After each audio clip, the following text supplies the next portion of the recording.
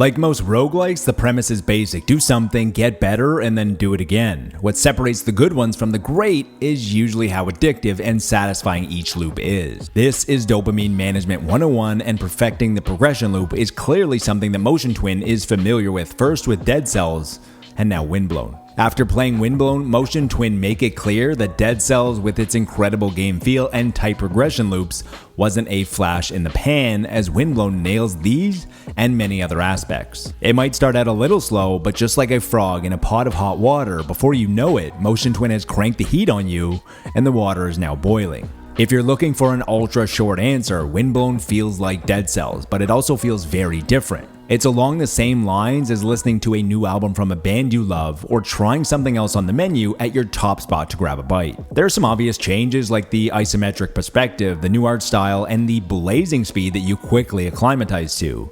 Then there are the smaller details in gameplay that create a very different feeling experience to Dead Cells, including weapon synergy with alter attacks, the addition of co-op, crystallizing enemies, which is basically a finisher when their health gets low enough, and many other small things. On a similar level, the loops are incredibly addictive. Enemies can also drop encrypted memories instead of blueprints, which you will still need resources to unlock and find on future runs. There are bonus items hidden all over the place, from behind waterfalls to beside cliffs.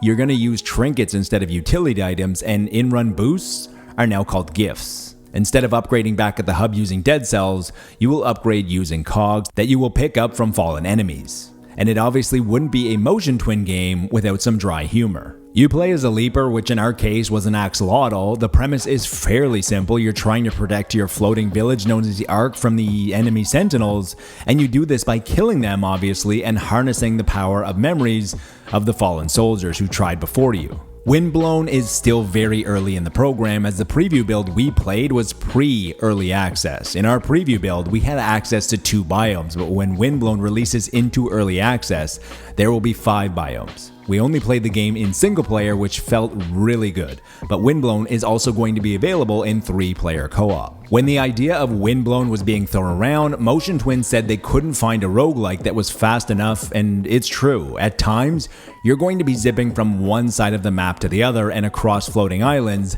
This feels satisfying, and it's also extremely impressive that you can have each biome all at once without any loading screens.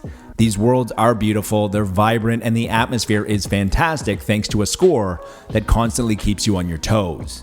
In the first biome, the score feels slightly lo-fi ethereal that fits perfectly, and then in the second biome, things transition into more of a house electronic scene. Unfortunately, as mentioned, we only had access to the first 2 biomes, but just as much as we want to see what the other biomes look like, we can't wait to hear them. There is plenty of room for improvements in early access, and in our case, pre-early access. There are basic things like a little more polish with transitions between levels that could be added, improving the UI to make it look less of a prototype and more of a full release, including improving the readability. It would also be very nice to see a bit more enemy variety. Each biome only had a handful of enemies, and while some types have variants, it would be nice if each biome just added a few more. We prefer to play games in solo, which Windblown offers, but it would make sense if there was a pause option for single player. There is a definitive litmus test for roguelikes, which is how hard is the game to put down, or how easy is it to say just one more run. Sticking with the ethos from Dead Cells, the game is challenging but fair, and it's even more addictive. Windblown is still very early in development, but it's brimming with a Dead Cells level of potential, and as for the results of that litmus test, it's incredibly hard to put down. Before leaving, consider subscribing if you learned anything new from the video or enjoyed the vibes. If you're unfamiliar, we're trying to cultivate a community full of positivity that's free from toxicity and negativity. That's everything for today, but until next time, be good to your fellow gamer, but be better to your fellow human.